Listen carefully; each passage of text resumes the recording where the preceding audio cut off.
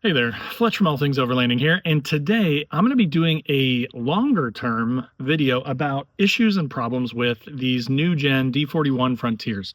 I did a video a while ago that's gotten a lot of questions, it's gotten a lot of feedback from people because at that time I only had about 10,000 miles on the truck, and now I'm over 32,000 on my 2023 Frontier Pro 4X. It's been to Wyoming, Michigan, Wisconsin, Kentucky, West Virginia, all over the United States, kind of out west, out east, everywhere. And I put a ton of miles on it, hard miles, done a lot of modifications to it, and I wanted to kind of walk you guys through a lot of the complaints that I hear on Facebook groups, online, and from people in my comments. So we're going to walk through all that stuff, from the heavy steering to the poor turning radius to the transmission to brakes going out early, that kind of thing. So we're going to walk through all that stuff today. I'm going to kind of give you updates on how my truck has been doing after 3 years and over 32,000 miles. So if you want to hear more on updates for issues for the D41 Frontier, stay tuned.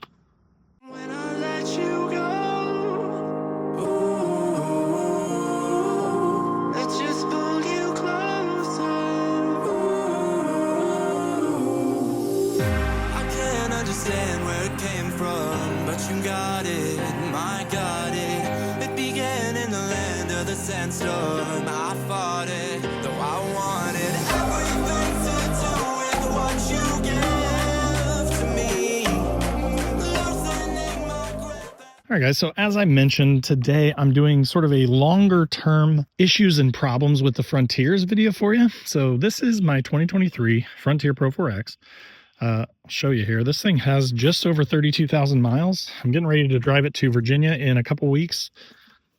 So I've got 32,073 miles on it right now. I'm getting ready to take it to Virginia in a few weeks. And then after that, I am going all the way over to Springfield, Missouri for the Moore Expo. So I'm going to be putting another 1,500 miles on it here in just the next month. So this thing definitely gets driven. And as you can see, it's pretty modified too. I've got about a 3.5-inch sort of bastardized combo lift that's a combo of some spacers and then some all dogs off-road stuff. Got the Brink Barracks wheels on it. But aside from that, I mean, the Z1 sliders, I've got a Z1 assault front bumper, cheapy Amazon cab rack, and then an extrusion overland bed rack with a rooftop tent. And the Z1 snorkel, I guess. But so, you know, other than that, engine-wise, transmission-wise, bone stock. Not a thing done to it because, you know, why mess with reliability? The thing makes plenty of power. These things make about 310 horsepower from this 3.8 liter V6, partnered with a 9-speed automatic transmission, which is fantastic. Now that takes us though to one of the first complaints about this truck is the transmission and especially the cruise control. So when you are using this thing in cruise, at least initially, the cruise would jump all over the place. It's like the 9-speed did not know what to do. And there is a fix from Nissan if you have that. I believe that only happened on the 2022s and like the early 2023s. But when that happens, you can take it in. They will actually do a flash, an update to the truck. And once I got that done, this thing has been perfect. It works like a charm. So the transmission, aside from that weird sort of inability to find the right gear when in cruise control, once fixed with the flash, that has been fine for 15, 20,000 miles now since I got that done. And that really is the only time that I've ever had an issue with this truck. That is literally the only time that it's been to the dealership. I have a long-standing hatred of dealerships. I've had a lot of bad experiences with them where they mess stuff up, where they put, you know, they do a fix, but then they put say they're replacing something in your door, they put the door panels back together in the wrong order, and it just causes you more work because then you have to take it all apart when you get home. Plus then I don't really trust the quality of their work. So honestly, I try and stay away from the dealer as much as possible. I bought this thing brand new because I'm somewhat savvy and able to work on my own vehicles. And so I just wanted to have something that I knew the whole history of, that wasn't used, that had the, you know, the bells and whistles that the older trucks that I've had. I had a 2008 Frontier and then I had a 2005 Xterra before this. I wanted the bells and whistles that those didn't have. So that is why I picked up this 2023. So now another common complaint about all these Nissan trucks, the old second-gen Frontiers and the new ones, is coil bucket contact, which I have not had any problems with. And again, my lift is kind of a bastardized weird lift. So as you can see that metal part right in there, I've got a little like 1.5-inch spacer in there on top of my coils. And then I've got the All Dogs off-road spacer eraser kit is basically what it's called now. It was called the RC Killer Kit when I got it, but I've still got stock upper control arms and I do not get any coil bucket contact. I think I'm right at the edge of it. I'm right at the border of where I would start to get some, but I've not had any issues with it. But so with about 3.5 inches of lift, so the All Dogs plus the spacer up front, in the rear I've got the All Dogs parabolic leafs. which we just got through winter, so I've got a fair amount of rust coming up on them now, with a 2-inch longer shackle. And that has given it this sort of setup. So it even has a tiny bit of rake maybe towards the front, even though it's fully loaded. But those parabolics hold the weight so much better than the old stock stuff. I was probably about to invert the Leafs with the amount of weight that I've got, which I figure is about 1,300 to 1,400 pounds worth of stuff. But so with that setup, that fixes the next problem with this truck. And it is one that you'll hear a lot of people complain about. And that is ground clearance. That is where I will give it to the Chevy, the Ford, the Toyota. They have all gotten this figured out that truck people that want to buy the Pro 4X trim, the sort of top off-road trim, do not want a truck with 9.5 inches of ground clearance. That's basically a Subaru's ground clearance. And that's what these trucks have. Even the Pro 4X, they do get slightly larger tires, which gives you a tiny bit more ground clearance, but these things are low from the factory. So keep that in mind, right? If you want to just buy something that is, turnkey and ready to go off-roading and on 35s, then like a Chevy Colorado may be a good option. But if you don't want to deal with those, more expensive problems like engine problems, transmission problems, all the turbo motors that are coming out now, just be prepared that you're going to spend a little bit of money. I mean, the all-dog suspension that I got, I think was like $400 or $500, and then the spacers up front were maybe $100, and the shackles in the rear were like $60. So I mean, all in, you're talking $650, $700 for this full 3.5-inch suspension lift with no coil bucket contact. And then I'm running 33-inch Nitto Terra Grappler G3s on the truck right now, which gives it a little bit more ground clearance as well. And these things are fantastic in rain, they're fantastic in snow, and they're really quiet on the road. So it was a nice upgrade. Now that brings us to yet another complaint about this truck, which is the stock Hankook tires that come on it. They are okay. They're not the best. They definitely push in the rain. So when you go through, say, a roundabout or a tight turn, they definitely do not have a ton of grip in the wet, so they will sort of understeer and push you through a turn, which can be a little bit sketchy, but they do fine. I mean, for a stock tire, they're just fine. You're definitely not going to be able to tackle as much from an aggressive standpoint off-road as you would with some of these other options like the Nitto Terra Grapplers, or I've had Kenda Cleaver RTs before, which were really great off-road, but they kind of weren't great in the wet. So that's why I've gone to the Nittos, because they're good all around. But so the stock Hankooks are okay. They're fine to start, but I would definitely plan to replace those when they get sort of worn out, maybe 30, 40,000 miles. So now kind of revolving around the wheels, let's talk about brakes. So I see a lot of people online that are talking all the time about, man, my brakes went out at 15,000 miles. My brakes were shot at 18,000 miles, 20,000 miles. A lot of people saying under 20,000 miles that they're getting on their OEM brakes. And what that makes me think is somebody just doesn't know how to drive. Like, I think that there's just a lot of people out there that expect this thing to, steer like a Honda Pilot, which we'll get to here in a second, the heavy steering. And they expect to just be able to jam on the brakes all the time. Like, especially in my case with all the weight that I've got on it and everything, I drive this thing like an old man, like I know this thing's a big, heavy truck. It's not going to accelerate super fast. I'm not trying to drag race anybody, and I'm not trying to stop on a dime either. I'm just kind of applying the brakes a little bit earlier and being real easy on it. But at 32,000 miles, these things still feel brand new. I mean, I'm not exaggerating at all. Like, I was thinking that as I'm driving down here to go camping, like, when am I going to have to do these brakes? And they really feel great. Like, they feel just like they did when I took it off the lot. So I'm still at 32,000. I'm going to keep counting. I will let you guys know when I finally do end up doing brakes or rotors and pads. But I'm anticipating it's probably going to be 40 to 50,000 miles is what I will get out of this first set. So that's kind of my hope anyways. So now talking about the heavy steering. Personally, a lot of people talk about this and they say, man, the steering is just so heavy and it's so hard to turn and stuff. I have not had any problems with it. I mean, maybe it's a generational thing or something, but for me, the steering feels great. Like, it just feels like a truck, that's the best way I can describe it. It feels like you're driving a truck. It does not feel like you're driving a Sentra, right? Like, they're different vehicles. Now, the turning radius is, I will concede, one of the biggest issues with this truck. And people bitch and moan about it all the time. I've seen people be like, I'm getting rid of this truck because it takes me 6 turns to get turned around in my driveway. And again, I have to say, I don't know if these people can drive, like, if the turning radius is that big of a deal, or they are just in a constant situation, like maybe they're Amazon delivery people or something, and they have to do a lot of 3-point turns.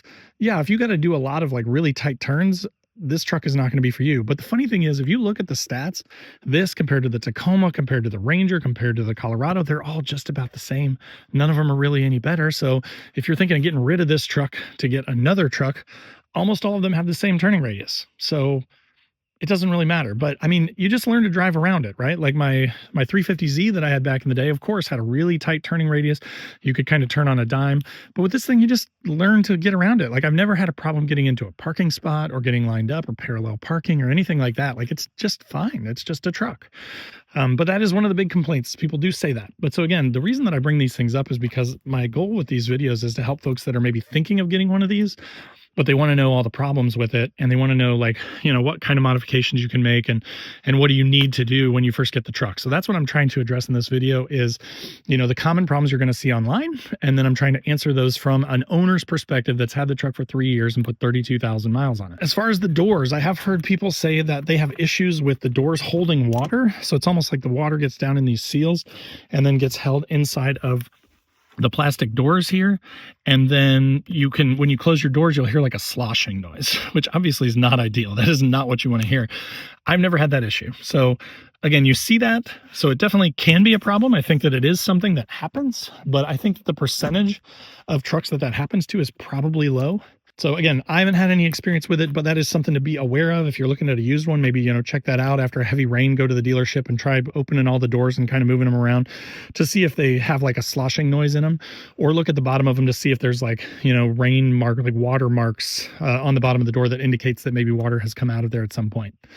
Speaking of quality control issues, if we come to the roof, a lot of people I've seen talk about, you know, in these drip trays here, the paint coming up and having issues. Now, as you can see, I've got an aftermarket roof rack on this thing that's also sitting on it and could potentially be causing some damage. So if you want to avoid that, or if you're really scared of that paint stuff, do not put a cab rack on, because you just run the risk of putting more stress on the top of here. But I mean, as you can see on my truck, like mine is fine. I don't have any paint issues at all. No weak paint, no nothing. I also, again, have put 32,000 miles on this thing, hard mile. I mean, you can see it's with the 33s and the more aggressive offset. These are +0 wheels. I'm throwing stuff all down the side of it, but like my paint on the side is dirty, but it looks fine. The biggest issues I've got are, and it's kind of hard to see because it's so dirty, but the plastic flares back here are definitely chewed up a little bit. Like there are pocket marks all along here from the rocks, and a little bit down here, but they do put this like plastic coating on here to protect it. And it seems to be doing a good job. I don't have any rust issues. I don't have any paint issues. And again, I live in the Midwest. So, I mean, as you can see, like my sliders are starting to rust a little bit down here, but like the truck itself is in great shape. It's really just the suspension that is starting to rust and the sliders. So honestly, been really great. I mean, I've scraped it along trees. I've got pinstripes all over this thing.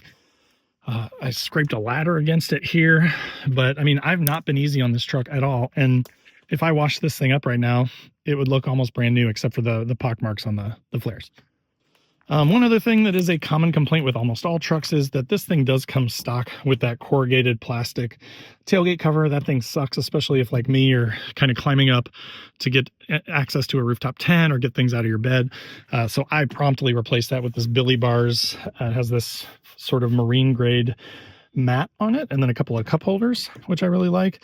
This thing is a little on the pricey side. It's about $400, but I mean, again, I spend a lot of time cooking on the tailgate, climbing up and down, getting up into the rooftop tent. So for me, this is kind of an easy one, and it just bolts right up. I mean, it's just uses the stock holes, and you just drop these bolts in it, and then it replaces that corrugated thing. So if you're going to spend a lot of time, you know, kind of in this area, then that may be a worthwhile upgrade. One thing to keep in mind though is with this marine grade stuff, if you are hauling stuff, this could get nicked up and dinged up pretty easily. So if you're going to be hauling wood and stuff, maybe don't get this one. There are some that are just metal. I think there's one that All Dogs Off-Road sells called the Trailgater, something like that. And I think that one's all just metal. So anyways, that is a worthwhile upgrade. Also, if you have the option, if you're buying this new, I definitely recommend getting the sprayed in bed liner from the factory. I would not get the plastic drop-in liner because that just causes additional water to build up and dirt to build up underneath of it and potentially rust.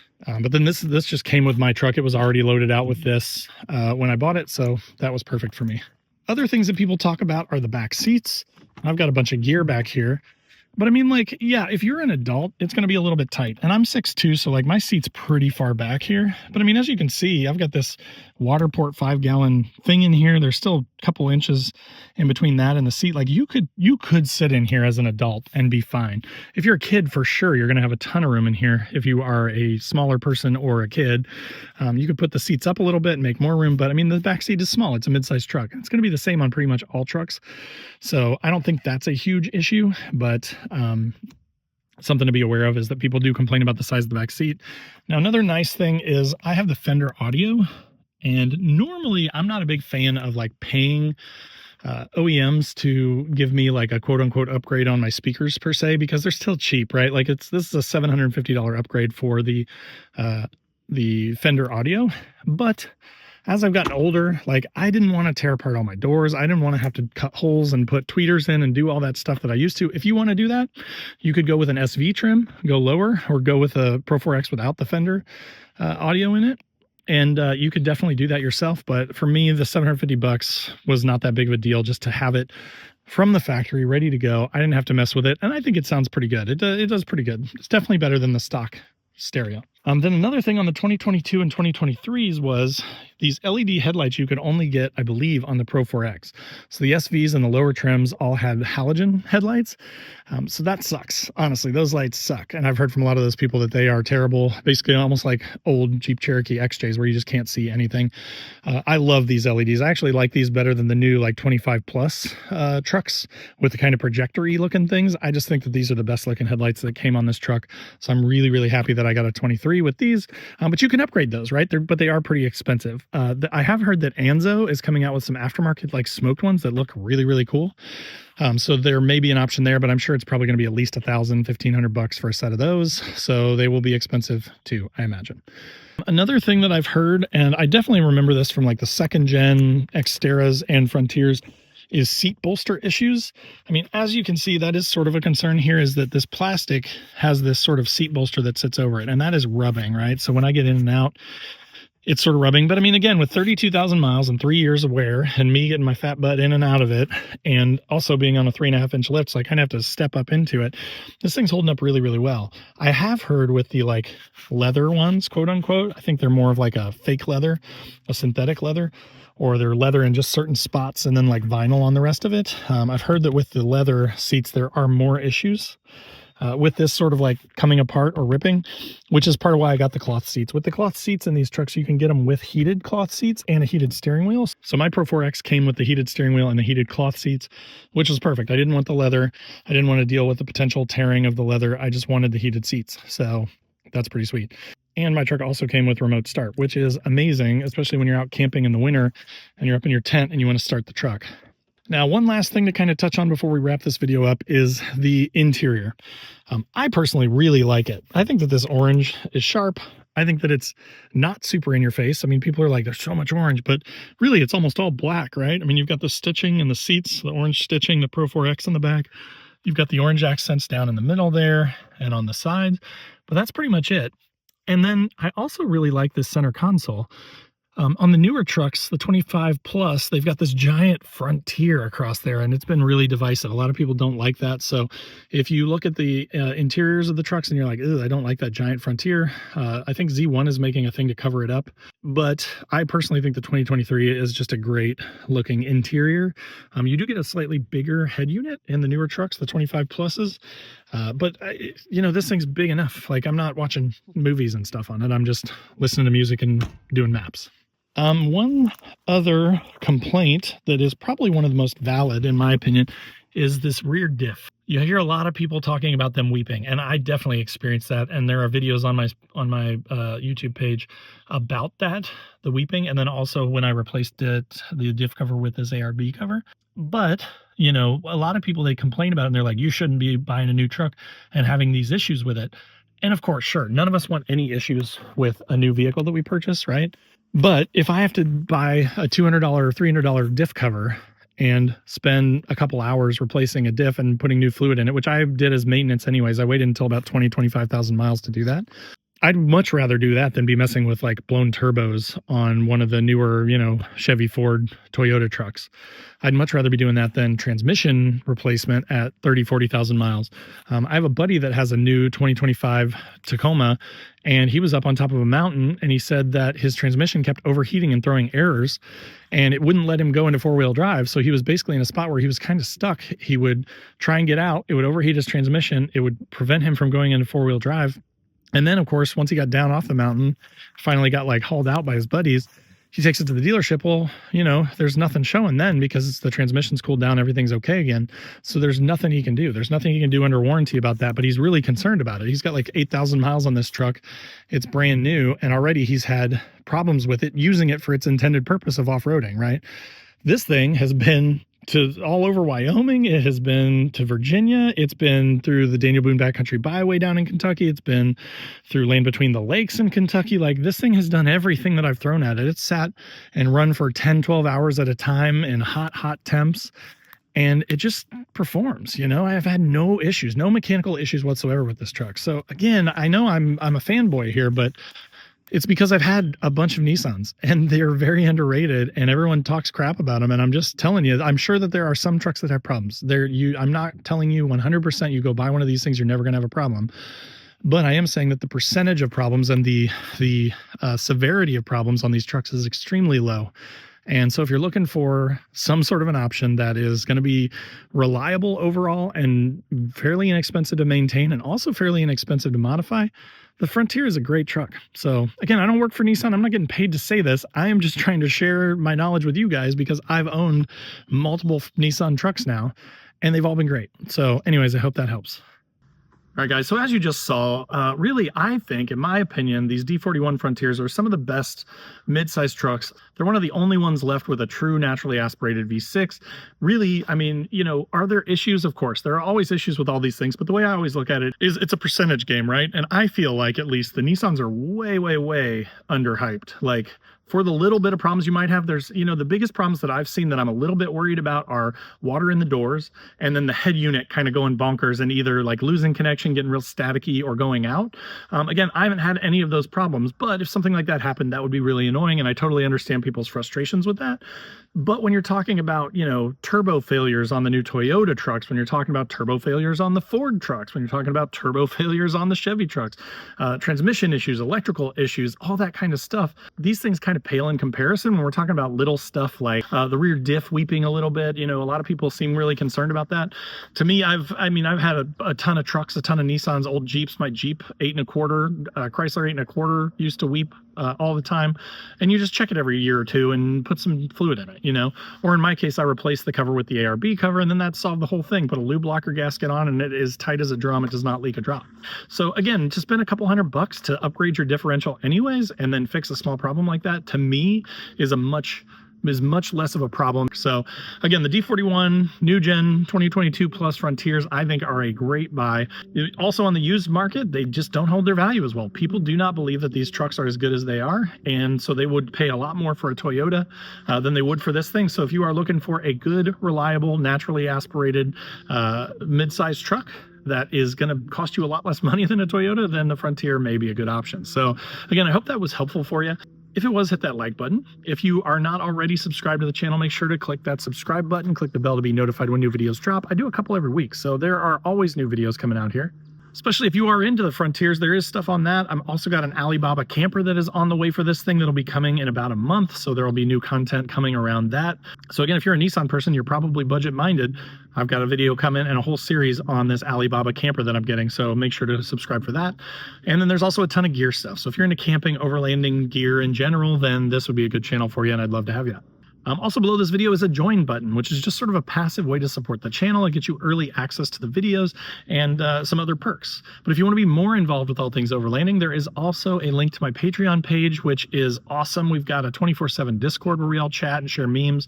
We do a Zoom call once a month, and we are going on a couple trips each year. So if that sounds good, check that out. Also below this video is a link in the description to my website where I've got funny overlanding camping themed patches and stickers, things like don't burn your wiener and it's a hot dog, or roughing it with Wi-Fi with a picture of a Starlink and some trees. So check those out. And then last but not least, there's a link to the Newbie Overlanders Facebook group. Now, this group is totally free to join. Awesome, awesome group of people.